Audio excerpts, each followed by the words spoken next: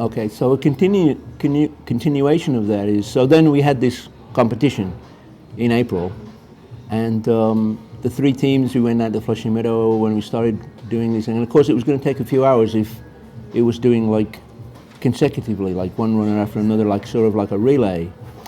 And but then ultimately, fairly early on, the European team, the international team, took a lead and over the Americans, and so even though there was a real competition, it seemed pretty settled very early on. So Guru was really happy with this thing, and he liked the whole idea of this thing, and it was done sort of quietly. I mean, a few people came out and watched, and a few people videoed over, and Guru actually read out the results of the function later on. But then he continued lifting and so on, and now he'd gone over 400 kilos or pounds or whatever it was, I think. And so he decided in August that we would have a relay or a team that would be 400 miles. But the format would be a little different, because I think possibly because the Americans maybe complained that they were more tired with the relay and this and everything.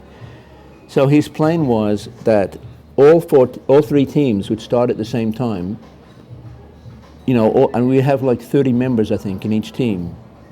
And so basically what happened was that, as I say, they'd all run together, and then so the timing would be between the first finisher of each team and the last finisher of each team. And so it got a lot closer in that way. And it came down to, it was actually amazing that it came actually down to the last turn, as it were. And it was basically between the Americans and again the international team. And of course we had both teams had really good sprinters, really good fast runners. And at the end, it basically came down to like a meter or 2 meters, it was like almost a photo finish. And again, it was like Guru was really pleased with the competition, and he made big announcements afterwards at different functions about it was. But that was the 2 times we did it. The only times we did it, as I said, the American team was all Americans, mostly like a mix of, West Coast, East Coast. But the international team, primarily in the first team, was European. But in the second one, we also had Australians, New Zealanders, or whatever, really, because Guru wanted to make it really nice competition.